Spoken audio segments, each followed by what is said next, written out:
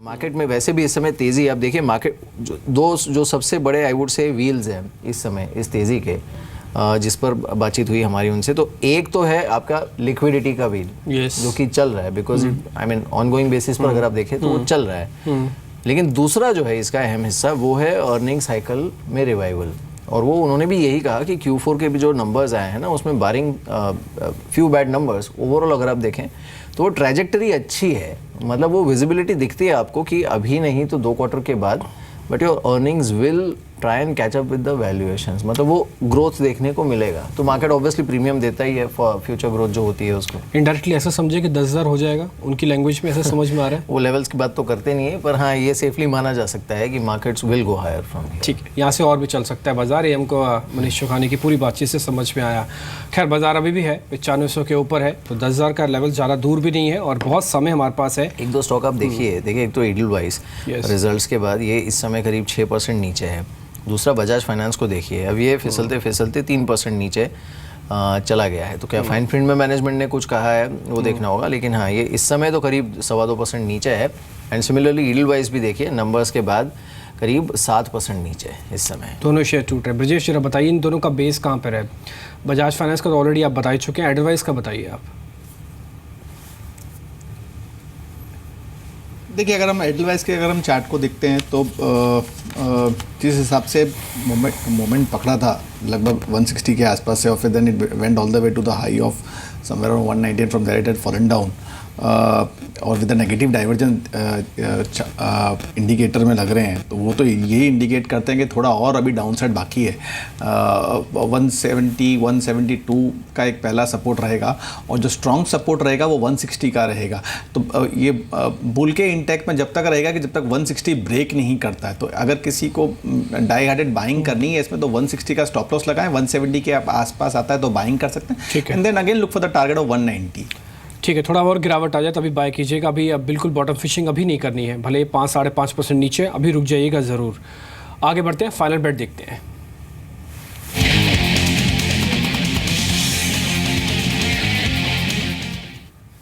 बताइए संदीप, शेयर बताइए। शुक्रिया डिम्पी। लॉजिस्टिक्स स्पेस की कंपनी है स्नोमैन लॉजिस्टिक्स, थोड़ी देर में इस कंपनी के नंबर्स आने वाले हैं और माना जा रहा है कि इस बार Q4 के जो नंबर्स है वो काफ़ी मजबूत देखने को मिल सकते हैं। एक टर्न राउंड इस कंपनी में एक्सपेक्टेड है, घाटे से मुनाफे में आ सकती है सिक्वेंशियल बेसिस पे। बीते 2 क्वार्टर से लगातार घाटा है, लेकिन Q3 में देखिए जो घाटा है उसमें 75% से ज़्यादा की कमी देखने को मिली थी, और इस बार मार्केट ऐसा एंटिसिपेट करके चल रहा है कि जो नंबर्स है उसमें टर्न राउंड देखने को मिलेगा। 1 जुलाई से GST लागू हो जाएगा, ये पूरे सेक्टर के लिए बहुत बड़ा ट्रिगर है, तो हो सकता है कि आने वाली जो तिमाही है वो भी काफ़ी मजबूत इस कंपनी के देखने को मिले। और आज जो नंबर्स आने वाले हैं उससे पहले आप देखिए 2 दिन से लगातार इस काउंटर में खरीदारी देखने को मिल रही है, करीब 41% के आसपास की बीते 3 दिनों से डिलीवरी वॉल्यूम्स देखने को मिल रहे हैं। और अगर आप इसमें उतरते हैं तो 62-35 ये एक की रेजिस्टेंस लेवल है, ये पार होने के बाद इनफैक्ट इसमें जो तेज़ी है वो और बढ़ती हुई नजर आ सकती है, क्योंकि डेली चार्ट पर सभी जो अहम मूविंग एवरेजेस हैं उसके ऊपर एक काउंटर निकल जाएगा। तो ना केवल फंडामेंटल बेसिस पे, टेक्निकल बेसिस पे भी काफ़ी अच्छे ग्राउंड्स पे काउंटर नजर आ रहा है। नंबर से पहले खरीदारी देखने को मिल रही है और ये बढ़ती हुई नजर आ सकती है। 67 तक के जोन्स के लिए इसमें आप अप्रोच कर सकते हैं। 60 रुपये का स्टॉप लॉस लगाए, जो बाकी बचा आधा घंटा है उसमें काफ़ी अच्छे गेंस इसमें देखने को मिल सकते हैं। चलिए, तो उम्मीद यही करते हैं कि नंबर अच्छा है, क्योंकि उसके आधार पर ही ट्रिगर एक्सटेंड हो सकता है। 67 का टारगेट फिलहाल ये 62 के आसपास है, और यहाँ से 2 रुपये नीचे इसका स्टॉप लॉस भी है। कुछ और स्टॉक्स देख लेते हैं एक बार जहाँ पर रुझान इंटरेस्टिंग देखने को मिल रहा है। एक बार गेनर्स को देखते हैं मिड कैप इंडेक्स भले ही 30-35 पॉइंट नीचे हो, लेकिन NCC, यूनाइटेड ब्रूरीज, ये कुछ काउंटर्स हैं जिस पर अच्छा मूव है। आज C8 पर काफ़ी अच्छा मूव है, देखिए करीब 6% ऊपर C8 का काउंटर इस समय ट्रेड कर रहा है 1812 के लेवल पर। आपका व्यू क्या है ब्रिजेश C8 पर इस समय? देखिए अगर हम C8 की बात करते हैं तो टेक्निकल पॉइंट ऑफ व्यू से जब तक स्विंग लो या स्विंग हाई ब्रेक नहीं करता तब तक तो आप बाइंग की ही आप मंशा लेके चलें। नीचे में जो सपोर्ट है वो 1705 के आसपास का आ रहा है, उसी का आप स्टॉप लॉस लेके चलें। BTST बतौर मैं यही कहूँगा कि 1770 के आसपास का आप स्टॉप लॉस ले लें, and look for the target of 1850। Tyre में अपोलो टायर को भी चार्ट्स पे अच्छे लग रहे हैं, लेकिन वो थोड़ा पोजिशनल बैट रहेगी। 236 के आसपास में ट्रेड कर रहा है, keeping a stop loss of 230 and look for the target of 255। ठीक है, मेरी सीएट के बारे में भी आपको बताएंगे और भी इसमें कर्व भी है, लेकिन इस बीच इलाहाबाद बैंक के ना नंबर्स आए हैं। पहले आप ये देखिए 111 करोड़ रुपए का कंपनी ने मुनाफा दिखाया और जो ग्रॉस एनपीएस वो दिखाया वो करीब करीब 13% है। प्रोविजनिंग की है 1430 करोड़ रुपए की और इसका जो नेट इंटरेस्ट इनकम है वो 1360 करोड़ रुपए का है। मोटा मोटी अब नंबर्स को प्राइमा फेसी तो ऐसा लग रहा है कि शायद ज़्यादा डैमेजिंग नहीं है। ये नंबर्स 111 करोड़ के जो मुनाफे के हैं इन लाइन कह सकते हैं कि यहाँ पे आते हुए दिख रहे हैं, क्योंकि ये ज़रा नुकसान तो अभी तक प्राइस पे नहीं दिखा रहे हैं। ये शेयर आज वैसे भी 88 से लेकर 90 तक की रेंज का था। ये नंबर सबसे पहले आप जी बिज़नेस की स्क्रीन पर देख पा रहे हैं, जिसमें नेट इंटरेस्ट इनकम 1360 दिखाई है इन्होंने, ग्रॉस एनपीए 13% है और इसका जो पैट है वो करीब 111 करोड़ का यहाँ पे आया है। तो ज़्यादा नुकसान नहीं दिख रहा। अभी वेट कीजिए, थोड़ा और एडजस्टमेंट होनी चाहिए, लेकिन लगता नहीं कि शायद ज़्यादा नुकसान इलाहाबाद बैंक को यहाँ पे नंबर्स पे आते हुए दिखेगा। एक बार जय आप इसका चार्ट भी देख लीजिए, फ्यूचर्स में भी है इलाहाबाद बैंक कितना ख़राब है, कितना ठीक लग रहा है आपको। नंबर्स अभी एडजस्ट हो रहे हैं, ये 88 शायद आज बचा लेगा किसी तरह से।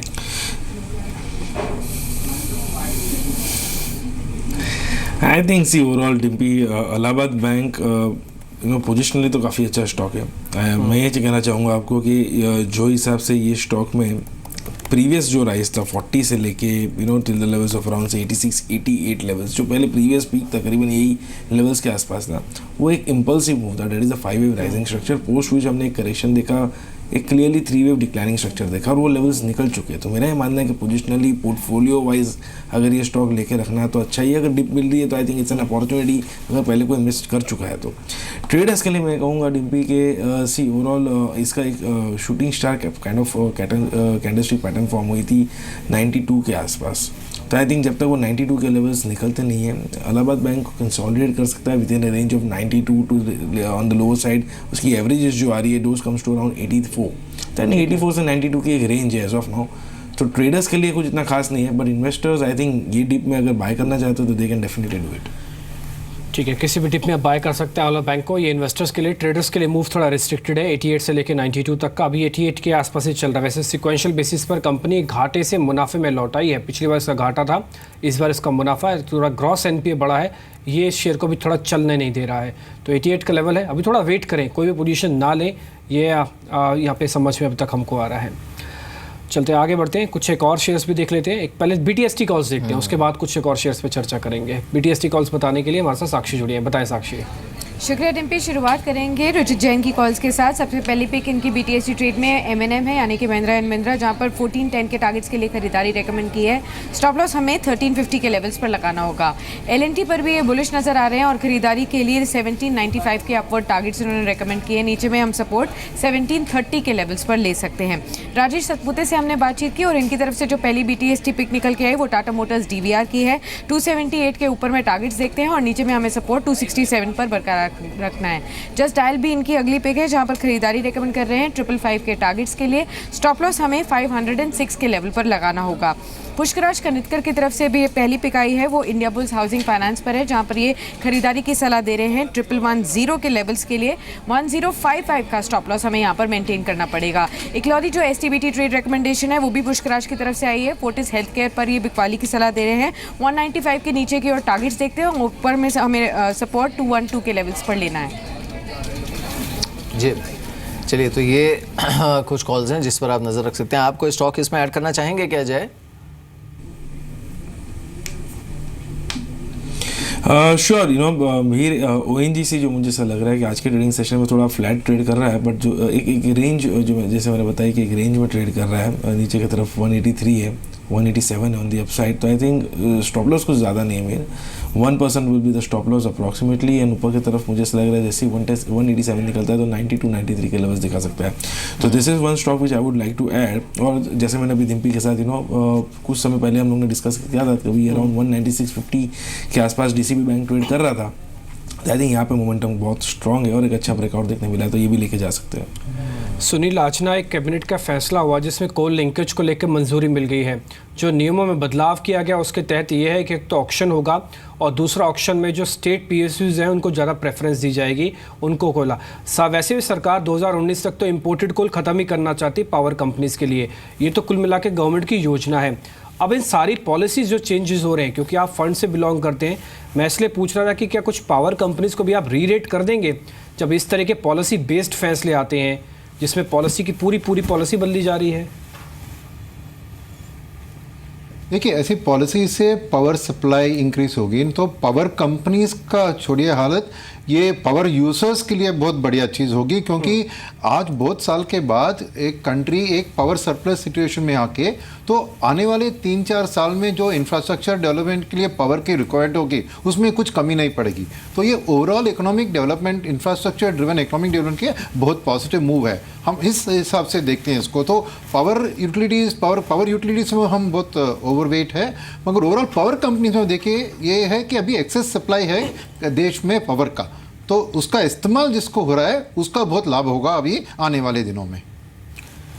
बिल्कुल। और इनफैक्ट आप देखिए स्पेस में आज REC भी इनफैक्ट अच्छा मूव दे रहा है, करीब 1.5% ऊपर, और ये पूरा ही स्पेस ऐसा है जिस पर इंटरेस्टिंग मूव देखने को मिला है। एक बार थोड़ा इंटरनेशनल क्यूज भी देख लेते हैं, क्योंकि आज भी जब मार्केट खुले थे ना तो कुछ हद तक फ्लैटिश ही थे cues, with a slightly negative bias, लेकिन संकेत जिस तरह के हैं, अब क्लोजिंग से पहले देख लेते हैं करीब 20 मिनट पहले इस समय जो यूरोपियन मार्केट से उनको देख लेते हैं, और साथ ही जो बाकी क्यूज़ हैं फॉरेन मार्केट से वो भी देख लेते हैं। तो यूरोपियन मार्केट्स में आप देखिए फिर से एक बार रुझान, मेजॉरिटी जो रुझान है वो नेगेटिव है, चाहे वो फ्रेंच या फिर जर्मन मार्केट्स हो, तो वहाँ पर करीब आधे % के आसपास का ड्रॉप है। US में देख लेते हैं संकेत किस तरह के हैं।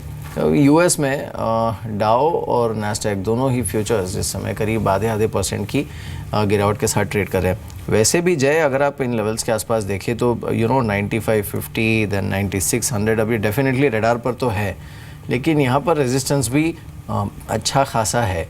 फ्रेश ट्रेड अगर आपको इनिशिएट करना हो तो आप कैसे करेंगे इस समय? मिहिर, हम तो काफ़ी समय से हम लोग लॉन्ग है मार्केट में, और जब भी वो कंसोलिडेशन में से ब्रेकआउट आया भी था 9370 के ऊपर से, वहाँ पे फ्रेश लॉन्ग दिया था। और यही मैंने as far as I remember Dimpy और आपके साथ एक मॉर्निंग शो में डिस्कस किया था कि जो बेस था वो शिफ्ट हो चुका था 92 से 93।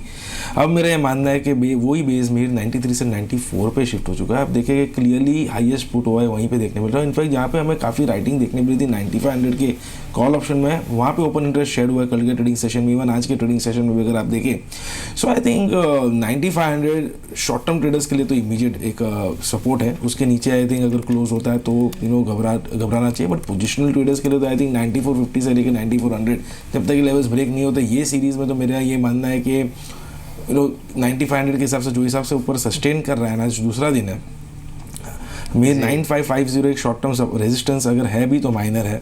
अगर वो निकलता है तो 9700 मेरे को नज़र आ रहा है चार्ट्स पर, as far as derivative data is also concern. ठीक है, बिल्कुल। चलिए जल्दी से एक बार देख लेते हैं कल जो रिजल्ट्स आने वाले हैं उससे उम्मीद क्या है। अंचल हमारे साथ हैं। अंचल पहले बताइए, चलिए बजाज ऑटो पर क्या है उम्मीद?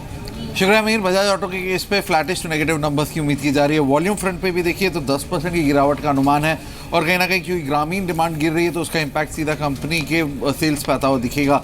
करीब 8-8.5% सेल्स गिरती हुई दिखेगी। वहीं अगर एबिटा की बात करें, दो बड़े ट्रिगर रहेंगे इस बार एबिटा पे। कंपनी की एम्प्लॉय कॉस्ट बढ़ी है, उसका इम्पैक्ट रहेगा, साथ ही कंपनी की रॉ मटेरियल कॉस्ट भी बढ़ रही है। दोनों की वजह से एबिटा और एबिटा मार्जिन में प्रेशर रह सकता है। हालांकि रियलाइजेशन के फ्रंट पे ये उम्मीद है क्योंकि प्रोडक्ट मिक्स बेटर हुआ है तो करीब 1% की बढ़त रियलाइजेशन में आ जरूर सकती है, लेकिन उसके बावजूद एबिटा मार्जिन 21.7% से घट के 20% पे रहने का अनुमान है। बॉटम लाइन की जहाँ तक बात रही, मुनाफा कंपनी का 1% माफ कीजिएगा 1% के करीब बढ़ सकता है और 810 करोड़ रहेगा, लेकिन ये भी सिर्फ इसलिए बढ़ रहा है क्योंकि कंपनी का जो टैक्स पे आउट था Q3 में और Q4 FY16 में वो काफ़ी हैवी था। उसके मुकाबले इस बारी Q4 FY17 में रिलेटिवली कम टैक्स पे करेगी, ऑलमोस्ट 15% कम। उसी की वजह से सिर्फ और सिर्फ मुनाफा बढ़ता हुआ दिखेगा, अदरवाइज नंबर्स पे प्रेशर ही है। बिल्कुल, नंबर्स पर प्रेशर, इस पर बात करते हैं बजाज ऑटो पर, लेकिन एक बार कैबिनेट की ब्रीफिंग चल रही है, पीयूष गोयल बात कर रहे हैं, वहाँ सुनते हैं वो कोल लिंकेज पॉलिसी पर बात कर रहे हैं। भारत की खुद की क्षमता वाले इन pressurised heavy water reactors PHWR 10 unit Bharat के खुद के बनाए हुए प्रेशराइज्ड हेवी वाटर रिएक्टर्स जिसकी कुल क्षमता 7000 मेगावाट रहेगी, ऐसे 700 मेगावाट के एक 10 रिएक्टर्स भारत लगाएगा परमाणु ऊर्जा को उत्पादन करने के लिए। वास्तव में आज के दिन हमारे पास 6780 मेगावाट की न्यूक्लियर ऑपरेशनल प्लांट्स हैं, पावर प्लांट्स हैं। लगभग 6700 मेगावाट के और प्लांट्स अंडर इम्प्लीमेंटेशन है, कंस्ट्रक्शन चल रही है उनकी। जो 2021-22 तक लग जाएंगे, लेकिन अभी तक 6,780 चल रहे हैं, 6,700 अंडर इम्प्लीमेंटेशन है और अब ये 7,000 और कैपेसिटी न्यूक्लियर एनर्जी की देश में लगने जा रही है। ये एक प्रकार से भारतीय जनता पार्टी के नेतृत्व में एनडीए सरकार के 3 वर्ष जो पूरे हो रहे हैं, जिसमें हमने पूरा केंद्र बिंदु देश की जनता को रखा है, देश के सामान्य आदमी को रखा है।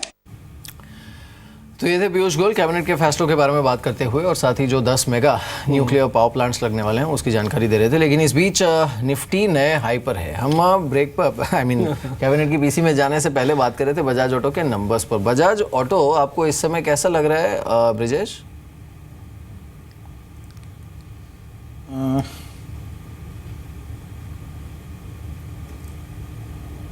See, on the daily chart basis, stock has been trading on a higher top and higher bottom formation again. The previous swing high was somewhere around 2935.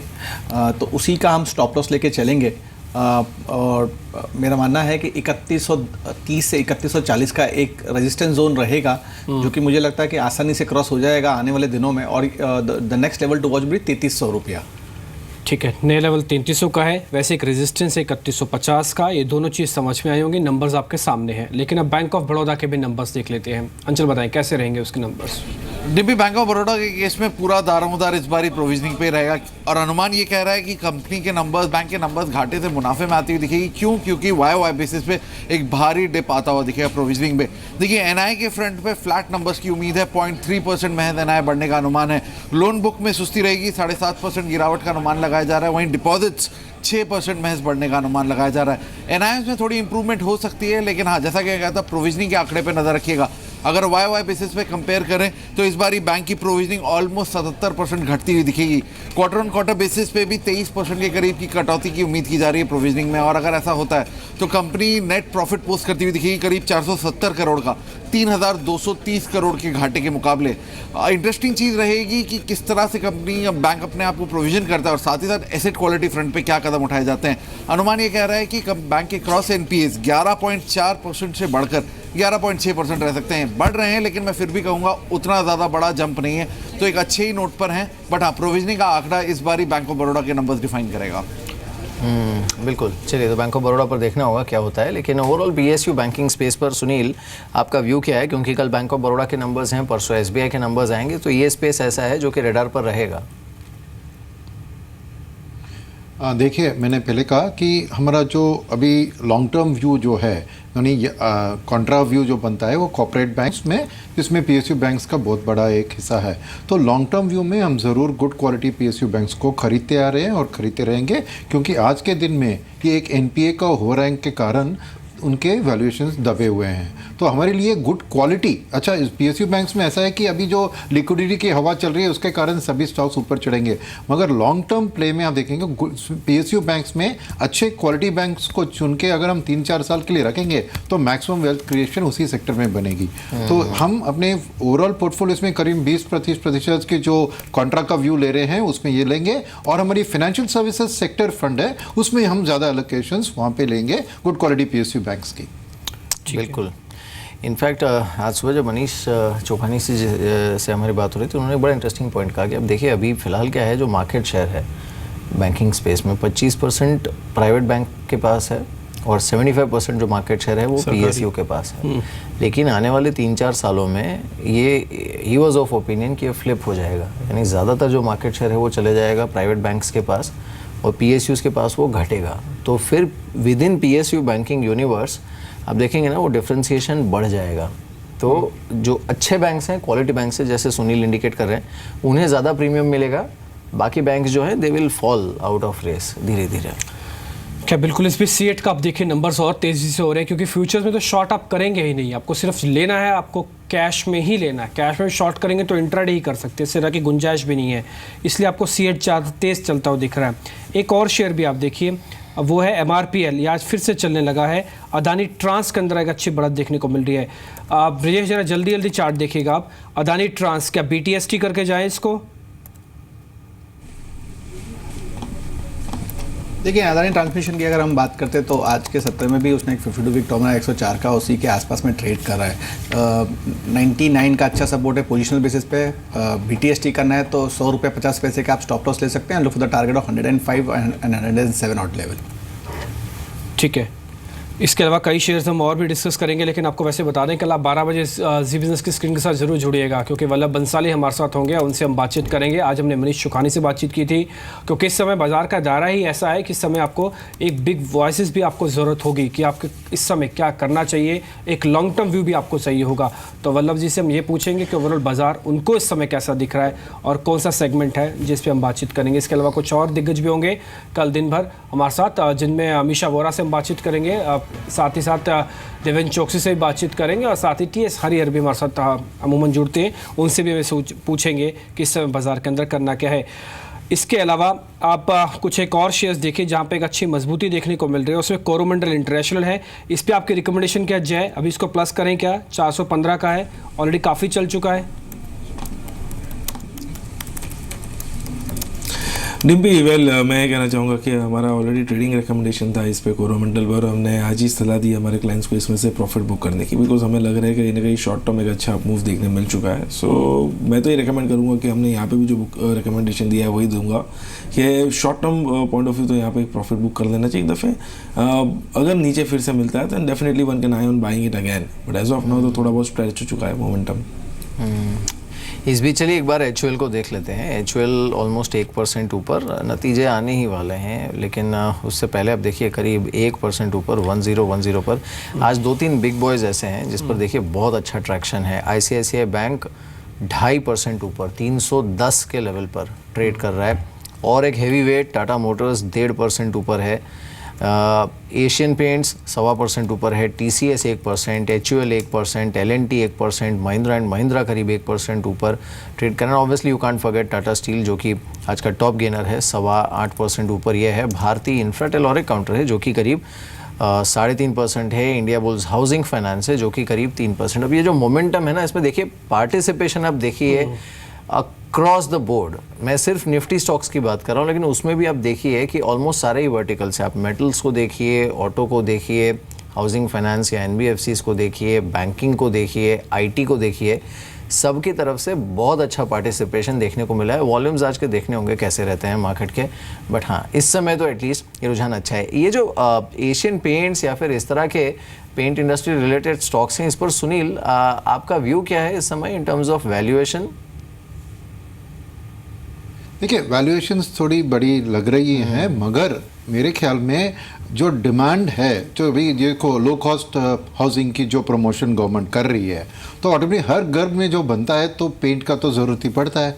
तो ये डिमांड का जो इम्पिटस आएगा, जो मार्केट एक्सपेक्ट कर रही है, हमारे ख्याल में ज़रूर वो सेटिस्फाई हो जाएगी। तो ये वैल्यूएशन से कुछ डरने की बात नहीं है।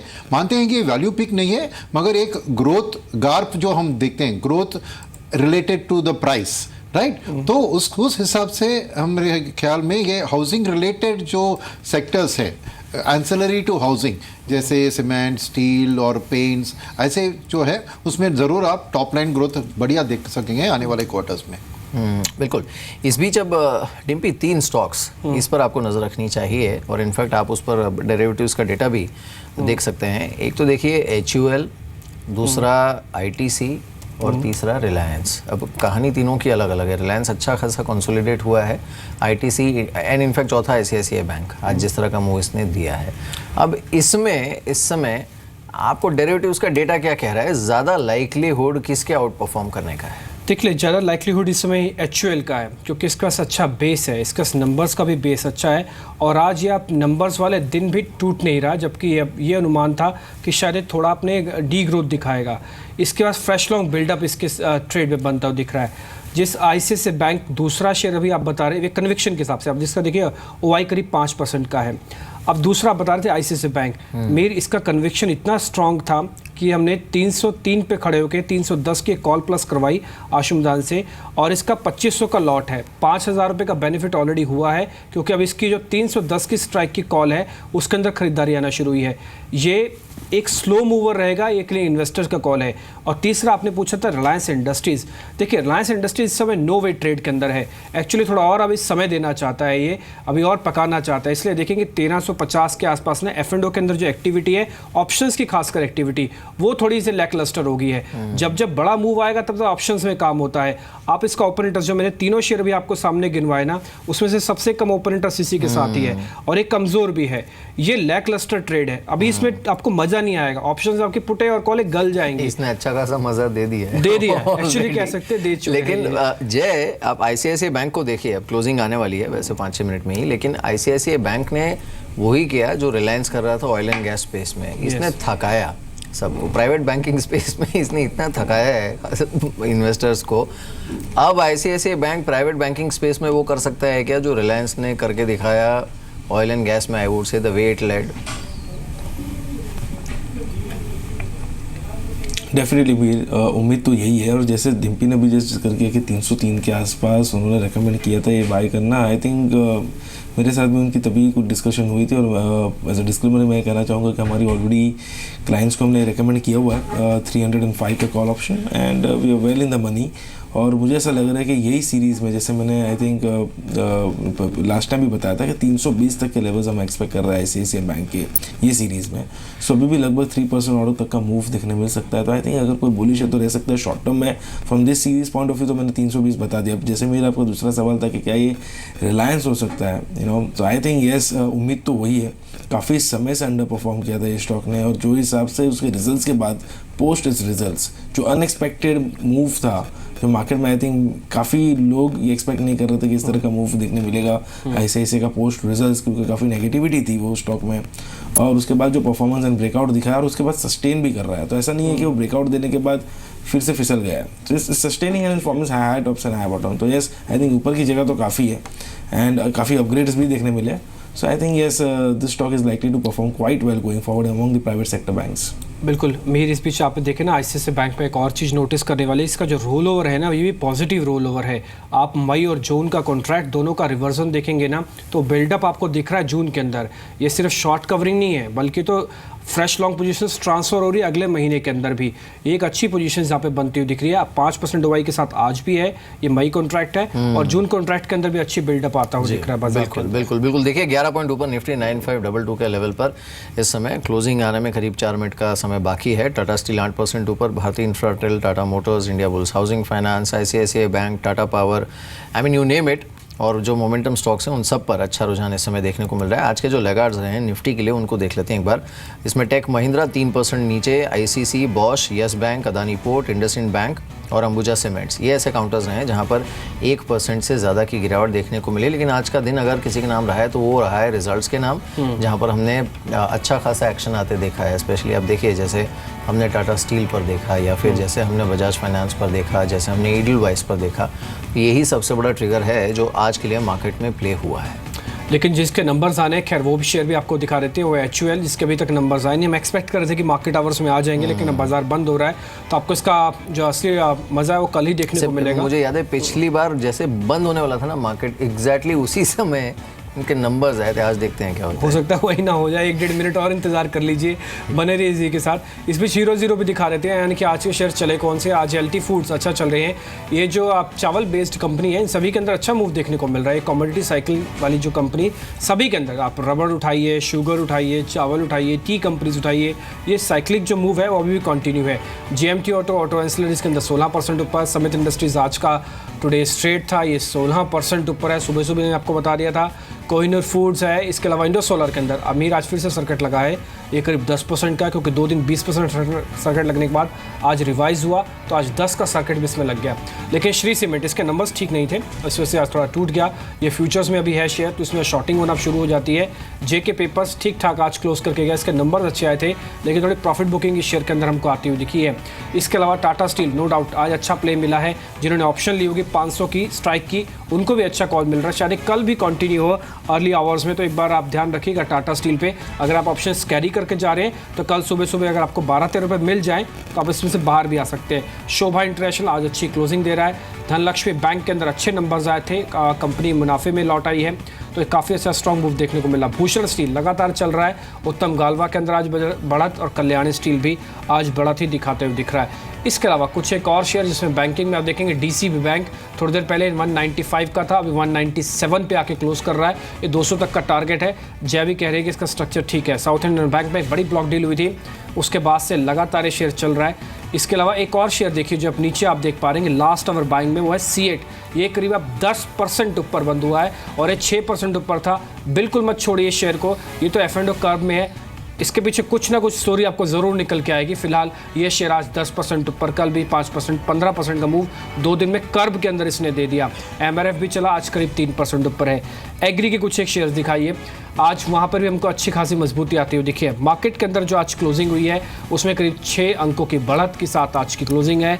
मीर ये कह तो रहे हैं कि आज बाजार थोड़ा सुस्त रहा है, सीमित दायरे का रहा है, लेकिन इस सीमित दायरा भी बाजार बिल्कुल भा रहा है ट्रेडर्स को, क्योंकि गिरावट नहीं दिख रही है। इस सीमित दायरे में भी 5 पॉइंट 6 पॉइंट बढ़कर ही बाजार बंद हो रहा है। और एक चीज़ और है, आप स्मॉल कैप और मिड कैप इंडेक्स की जरा क्लोजिंग भी दिखाइए कि वहाँ पर क्या हुआ है, क्योंकि वहाँ पर भी हमको नए अच्छे लेवल्स बनते हुए दिखे हैं। ये जो मूव है ये कहीं ना कहीं फिजल आउट नहीं हो रहा है। मिड कैप और स्मॉल कैप में ज़्यादा गिरावट नहीं है, दोनों के अंदर सिर्फ 0.25% के आसपास की गिरावट आती हुई दिखी है, क्योंकि हम एक्सपायरी की तरफ बढ़ रहे हैं, हम नंबर्स में हैं, तो इंडेक्स ब्रॉडर इंडेक्स मैनेज हो जाएगा, लेकिन स्टॉक स्पेसिफिक चर्निंग शायद अगले 1-2 दिन में और बढ़ती हुई आपको देखिए वो तो होगा इस मार्केट में। लेकिन अच्छी चीज़ ये है कि आप आज भी मार्केट की क्लोजिंग देखिए, जो कि कल के हाई के बाद आज की क्लोजिंग आई है, वो एटलीस्ट कल के क्लोजिंग लेवल से बेटर है। कल से दायरा छोटा है लेकिन गेन लेकर बंद हुआ है। तो निफ्टी ने फिर से एक बार रिकॉर्ड लेवल पर क्लोजिंग दी है। सेंसेक्स भी देखिए 3582 पर बंद हुआ था, आज ये पहली बार 3650 के पार निकलकर वहाँ पर बंद हुआ है 3658 पर।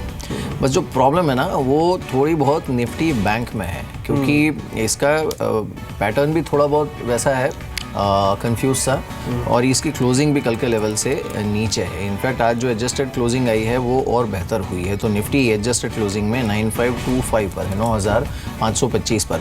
और आज बाजार खुलने से पहले इनफैक्ट सुबह 7 बजे भी हमने पावर ब्रेकफास्ट में आपको यही बताया था कि देखिए ये मार्केट कल की क्लोजिंग के बाद आज भी 9550 को चेस करने की कोशिश करेगा। लगातार दूसरा दिन जब निफ्टी 9500 के ऊपर बंद हुआ है, सेंसेक्स 30,650 के ऊपर बंद हुआ है। और निफ्टी बैंक को अगर आप देखें तो निफ्टी बैंक की जो एडजस्टेड क्लोजिंग आई है वो कल की क्लोजिंग से ऊपर आई है। लेकिन हाँ, अब दायरा छोटा है, इन लेवल्स पर मार्केट थोड़ा कॉशियस है, सावधान है। एक और चीज़ मेरी नोट कीजिए, आप इंट्राडे लो से जो 12:30 बजे लगाना, वहाँ से निफ्टी ने गेन किया 40 पॉइंट्स, ये 40 पॉइंट अपने इंट्राडे लो से भी गेन करके आया 12:30 बजे के बाद से। तो ये भी आज पॉइंट टू बी नोटेड है कि मार्केट का जो सेकेंड हाफ था 12 बजे के बाद का, वो ज़्यादा अच्छा था, ज़्यादा बेहतर तस्वीर लेके आया और वही बाजार के अंत तक चला। ये आपको ये भी आज एक पॉइंट टू बी नोटेड। जय क्या कहेंगे क्लोजिंग पर आज आपके? बढ़िया क्लोजिंग है मीर, जैसे मैंने पहले बताया कि 95 के ऊपर क्लोज करना 2 दिन तक, as you also said that दूसरा दिन है। ग्लोबल मार्केट्स अगर आज देखें तो अच्छा परफॉर्म अच्छा नहीं कर रहे थे आज, और डिस्पाइट दैट हमारे मार्केट में काफ़ी स्ट्रेंथ देखने मिली आज के ट्रेडिंग सेशन में। जो स्टार्टिंग में वीकनेस और थोड़ा बहुत कंसोलिडेशन या प्रॉफिट बुकिंग देखने मिल रहा था, एक अच्छा कमबैक किया और फिर से 95 के ऊपर बंद किया। तो ये ऐसा नहीं था कि एक दिन था और दूसरे दिन फॉलोअप नहीं देखने मिला। Despite international markets not doing good, Mihir हमारे मार्केट से कमबैक करके फिर से 95 के ऊपर बंद दिया है। तो आई थिंक ये एक चीज़ बहुत ही ध्यान में रखने वाली बात है कि जहाँ पे सबसे ज़्यादा OI ये सीरीज़ में देखने मिला था कॉल फ्रंट पर, वहाँ पे इतना प्रेशर होने के बावजूद अगर मार्केट 9500 के ऊपर क्लोज दे रहा है तो I think market is eyeing for something else. और अगर थोड़ा भी कम बैक करता है इंटरनेशनल मार्केट, तो I think straight away Nifty zooming towards 9700। तो मेरा यही मानना है कि 9450 9400 ये लेवल्स नहीं टूटते ना मेरी, जब तक I think overall bias positive ही रहेगा। और उम्मीद ये है कि 9700 दिखा दे यही सीरीज़ में। बिल्कुल ठीक है। ब्रिजेश क्विकली आप क्या कहेंगे क्लोजिंग पर? मेरा मानना तो यही है कि अगर हम निफ्टी को देखें तो 9370 और 9380 का जो लेवल है वो इम्पोर्टेंट लेवल है, वो ब्रेक नहीं करना चाहिए। ऊपर के दायरे की अगर हम बात करते हैं तो शॉर्ट टर्म के लिए, very short term, it might face resistance somewhere around 9575 और मुझे लगता है कि नेक्स्ट वीक में आपको 9640 तक के लेवल आपको देखने को मिल सकते हैं, क्योंकि 9640 का जो level that is important as for Fibonacci retracement. तो वो एक है जिसको मैं क्रूशल देखूंगा। अगर वो लेवल क्रॉस होता है then the next level to watch would be 9720, but I think 9640 is achievable with in next month, next week of time frame. ठीक है ब्रजेश, शुक्रिया और आपको बधाई भी नए रिकॉर्ड स्तरों पर पहुंचने के लिए। जय, आपको भी बहुत बहुत बधाई और शुक्रिया आज जनतीबाजी में समय देने के लिए। सुनील, आपको तो लगातार लंबी बधाई देनी पड़ेगी क्योंकि आपकी बदौलत ही हम यहाँ पे पहुँच रहे हैं। फंड्स अगर नहीं होते तो शायद यहाँ तक पहुँच भी नहीं पाते, डोमेस्टिक फंड्स नहीं होते तो। शुक्रिया आपका कार्यक्रम जुड़ने